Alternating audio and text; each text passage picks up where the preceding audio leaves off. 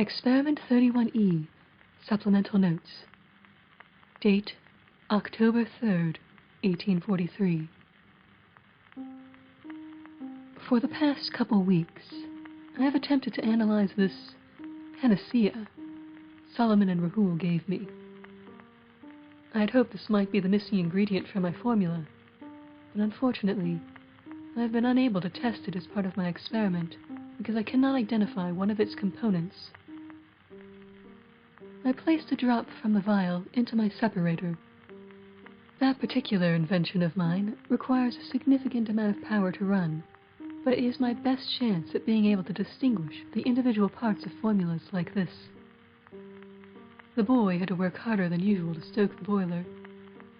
He coughed quite a bit from the excessive smoke, but his work was sufficient.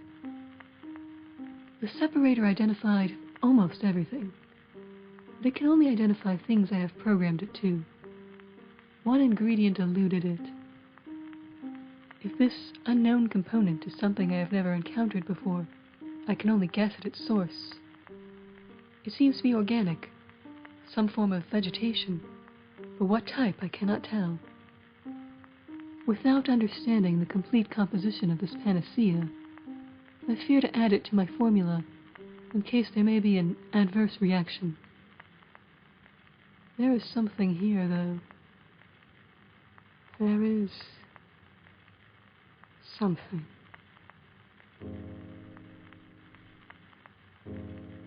When I first touched the vial, I felt so very odd. I have not succeeded in recreating that feeling, however. After that first time, when I grasped it with bare hands, I have subsequently only touched the vial with gloves, keeping my skin covered. I have not experienced that same bizarre feeling while handling it in this way. And I don't want to feel that again, that doubling of reality. It made me feel cold. I felt split, as if I'd been placed inside my separator, but one part of me felt the same as always, while the other was gone. I felt absent, as if I'd suddenly vanished from existence. There's something else that bothers me about this panacea. After analyzing the results from the separator, I question its efficacy for my purposes. It seems to contain some arsenic, which would certainly be useful for preservation, but I have my doubts as to how well it would work for my experiment. I'm not attempting to preserve dead flesh. I'm attempting to revive it. And the other components of this panacea. Some are herbs I know are used for medicine, but some I know are used for magic. I know I should expect a thaumaturgical aspect to anything produced by alchemists, but I worry how much this panacea's supposed powers are based on the supernatural. I know so little about the liquid swishing around in this tiny vial. I was given no provenance, well, none I can believe, no list of ingredients, no tangible evidence of its purported powers. It seems as if someone is trying to hide its true nature from me. But why would Solomon and Rahul do that? I trust them. Am I wrong to do so? The boy trusts them. But would the boy be able to recognize subterfuge? He is more intelligent than I initially gave him credit for, but he is still not well educated. If I have been fooled, surely he would be too. While I cannot identify this final ingredient, I have tried to verify its abilities as a panacea. I had the boy bring me a few dozen potted plants to experiment upon. He seemed oddly reluctant to carry the plants up the stairs to my secondary laboratory. He looked wan, moving slowly.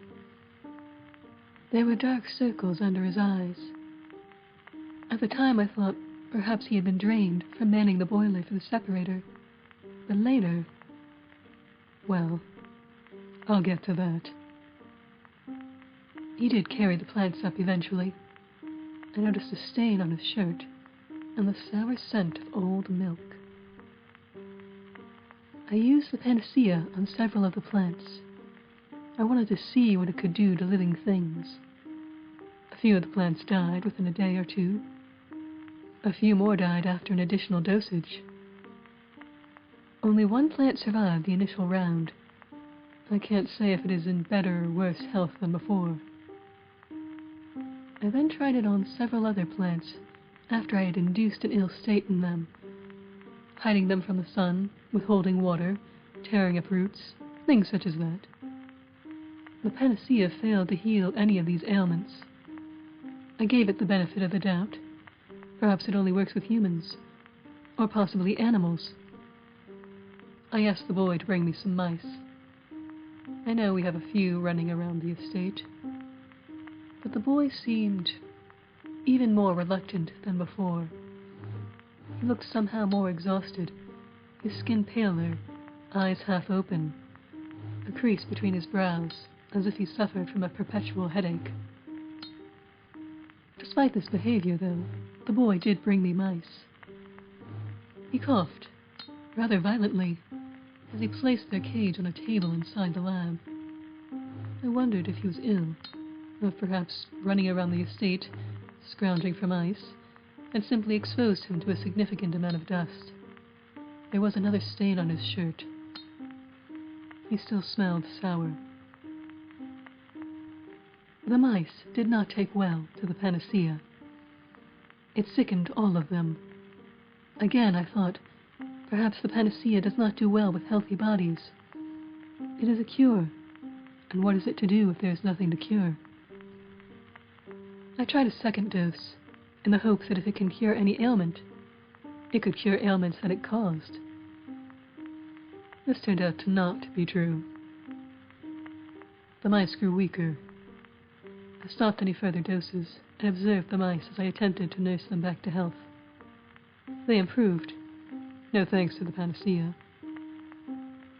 At this point, I can confidently say this panacea does not work on plants or animals. But what of humans? Considering what it did to the plants and mice, I did not want to test it on a living person, not even one who was ill. The boy's coughing did briefly cross my mind as an opportunity, but I quashed it. I did not trust this panacea to not kill him outright.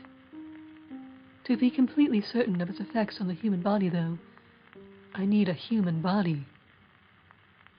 Which of course means I had to contact Herman. I sent the boy to find him. Herman can usually be found in one of a handful of places. There seems to be no central location for his residence. I can't be sure he has a home of any sort at all, and in fact, I believe he merely tucks up in the local tavern whenever he needs to sleep. He claims he has to stay unmoored from traditional housing and work due to his occupation. What Herman does is indeed illegal, although not as illegal as one might think. Interfering with a grave is a misdemeanor, but a corpse is no one's property, and therefore can be taken from its final resting place without breaking the law. Dissecting or experimenting on that corpse, on the other hand. Herman's particular job is not something many people practice these days, not since the law has changed to make him obsolete.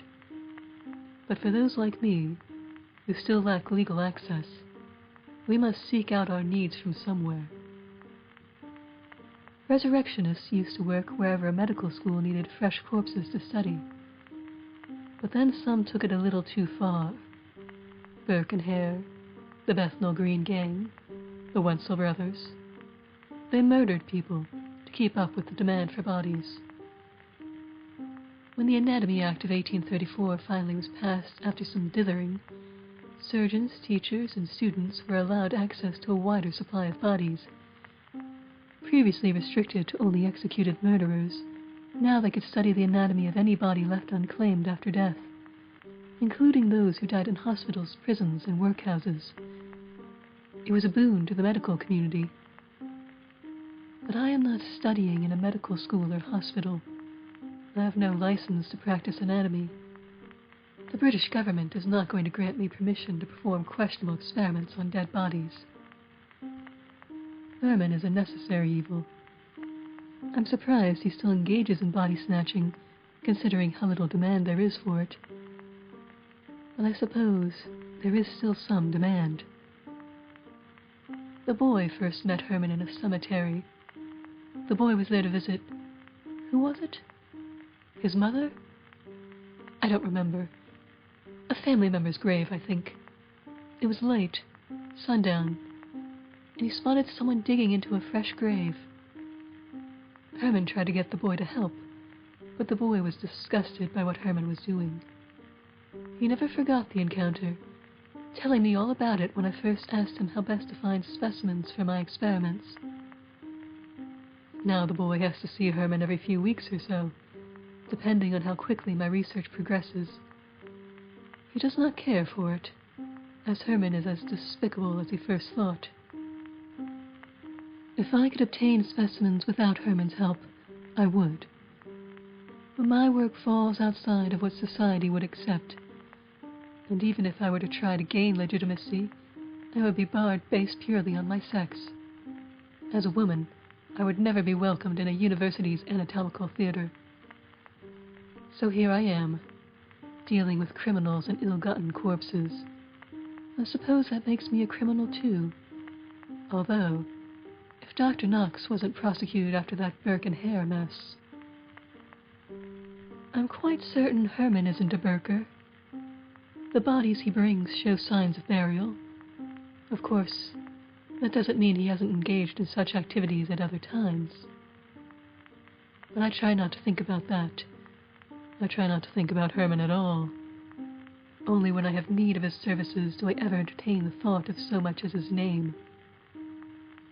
And that is unfortunately where I am now. I had the boy make contact with him for a new specimen. But Herman, that flea-infested rat, said he wanted to renegotiate our terms. I had made a contract with him when I first began utilizing his services, but apparently he wants more money. He told the boy things were getting more dangerous for him. I can't imagine that his profession is any more dangerous now than it was when last we communicated, but he insisted he wouldn't procure a new specimen until we spoke. Face to face. Or as face to face as I ever allow him to get. I am, of course, not foolish enough to allow a man of that nature to know my true identity. He does not know my name, and he largely communicates through the boy. I have only met Herman one other time, and I used a method I had devised to hide my appearance. I prepared myself to use that same method again, but there was an incident. The boy set up a meet late at night in an alley in town where we would be alone during our interaction. I wanted no one around, for various reasons. But I also didn't want to be by myself with a man like Herman, so the boy would stay at my side. We took my coach for our journey, telling the coachman to wait for us far away from the meeting location. After traveling to the alley on foot, the boy surveyed the area to see if Herman had arrived yet. We were still alone, so I donned the mask. The mask is one of my earliest inventions. I had created it to ease the anxiety I felt when I went into town with my parents. I did not care for people seeing my face, looking me in the eye, and expecting me to do the same. The way my gaze dips from theirs when they speak to me always causes murmurs of annoyance. Some people have said they don't trust me because I won't look them in the eye. But what does that have to do with trust? I don't like being stared at, so I don't like staring back. That has nothing to do with anything except for my own personal comfort. But people are strange about the most unusual things. My parents, however, did not like for me to wear my mask with them around. They said it brought more attention to me than if I hadn't worn it. They were right, I must admit. The first iterations of my mask seem foolish and flimsy to me now, but I've perfected it over the years. The mechanism is now contained within a special top hat. It is heavy to wear, but as long as I only bear it for a half hour or less, it should cause no permanent damage. It is powered by another invention of mine, something akin to the Daniel cell, a portable source of electricity that I must charge before use. Since it is, in essence, a pot of sulfuric acid, I do not carry it alongside the device it powers inside my hat.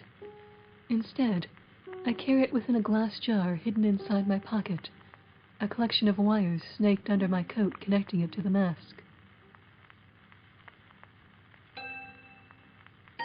My mother loved creating bedtime tales to regale me with. Fantastical adventures, full of inventions she knew she could never build on her own. But those inventions always caught my attention, more than the progression of plot or development of character. I wanted to make these imaginings a reality. Many of my first inventions were inspired by these stories, even Experiment 31. But the mask. When my mother told me of someone harnessing the power of light to create false images, like how shining light through a crystal will project a rainbow across the room, I could see all the possibilities of such a device. I could hide my face by projecting another one over it, a new face made of light, but that looks just like an ordinary face. My first mask looked eerie. The face did not look real, but I have made it now so that the false face the mask casts looks just as real as my own, except that this face is one I can alter however I desire. With my mask, I was able to assume the appearance of a gentleman, and not just in dress. The mask gives me a squarer jaw, side whiskers, a more prominent nose and higher forehead. The only thing it can't mask is my voice. Instead, I simply speak lower, rougher, and hope that the appearance of my new face lends it some legitimacy. With the mask in place, the boy and I waited for Herman in that alley. The mask always feels heavier every time I wear it, a trick of my mind, never remembering the true weight of it, only ever recalling the relief of removal. We waited for several minutes in the dark. Eventually, I checked my pocket watch, my neck aching, my head throbbing. 20 minutes had gone by. "Where is he?" I demanded of the boy. The boy insisted he had told Herman to meet in this alley. The boy's eyes looked more exhausted than I had ever seen them. "Are you ill?" I asked. "No," he said. "If you are ill and cannot perform your duties, then you must inform me so that I can find a suitable replacement," I said. "I'm not ill," he insisted again. "I've just been busy." "Busy with what?" I asked. I hadn't demanded anything out of the ordinary for his job recently. The boy's shoulders slumped. He stared at the ground, then looked back up at me, guilt shattering his expression. "I took home the two-faced kitten," he said. I looked at him, my brain attempting to comprehend the words he had just uttered, and said, "You what?" And that was when Herman decided to show. I wish I could say that Herman looks like the rat that he is, but unfortunately, the world does not make all good things beautiful and all bad things ugly. His face looks like something carved by Michelangelo, like something divine, all except his teeth. They're mostly black, half of them missing. If he kept his mouth shut, one might swoon over him, but the second he opens that jagged maw, the spell breaks. My teeth are far from perfect, crooked, a bit of an overbite, a molar pooled when I was younger, but they look immaculate, compared to Herman's. Lord Corvino, Herman said with a mock bow. I jumped a bit at the name. I had almost forgotten the pseudonym I had told him previously. Herman glanced back and forth between me and the boy. Something wrong with your boy there? He's an insolent little toad, you know, Herman said. He's shown me no insolence, I said, pitching my voice lower to match the image projected by my mask. He's shown me enough, Herman said, sneering at the boy. Doesn't respect my position. What position? I asked him. You are not John's superior. You are no one's superior. Herman chewed on his cheek. He spat something foul onto the ground. I'm going to need more money to get you your next body, he said after an unnecessarily long pause. So you told John. How much? I asked. Herman chewed on his cheek again. 30, he said. I almost broke composure and laughed out loud. 30 pounds? I asked, incredulous at his audacity. Aye, that's right, he said. 30 pounds. That's 3 times as much as I've been paying you, I said. I'll pay you 15. 30. Or you get your boy to find the next specimen, Herman said, then spat on the ground again. I turned to look at John to see if he could tell if Herman was bluffing, but my neck was so sore from carrying the weight of the mask. As I turned, my neck wrenched under the load, and the hat tilted, then fell, crashing to the ground, ripping the wires out of the power cell. The mask vanished. My true face was exposed. Herman's eyes went wide. What's this? He demanded, his voice shaking.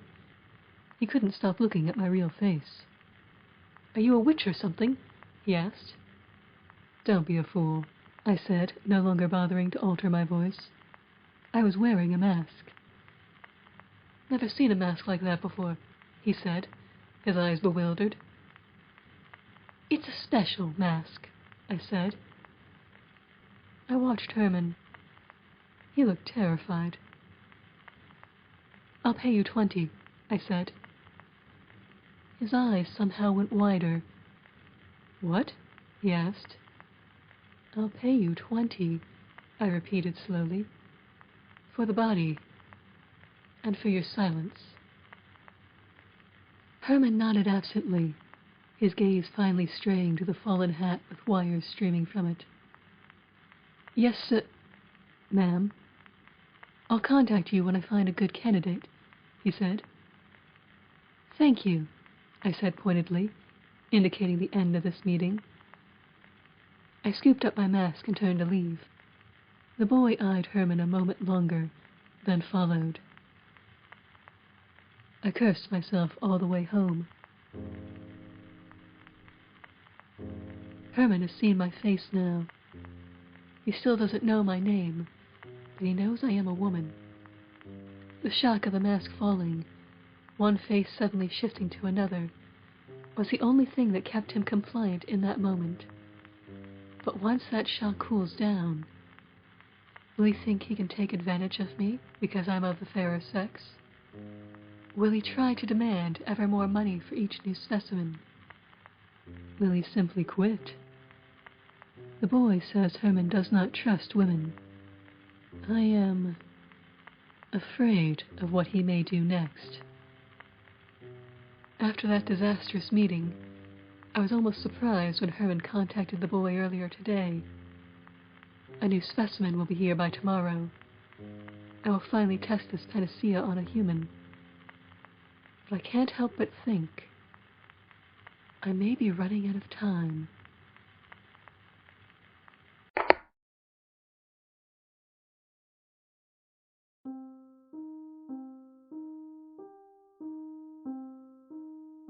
Experiment 31E is written and performed by Lauren Triola, with music by Shannon Triola. For more information about the podcast, including contact info and transcripts, visit experiment31e.com or follow us on Twitter or Instagram.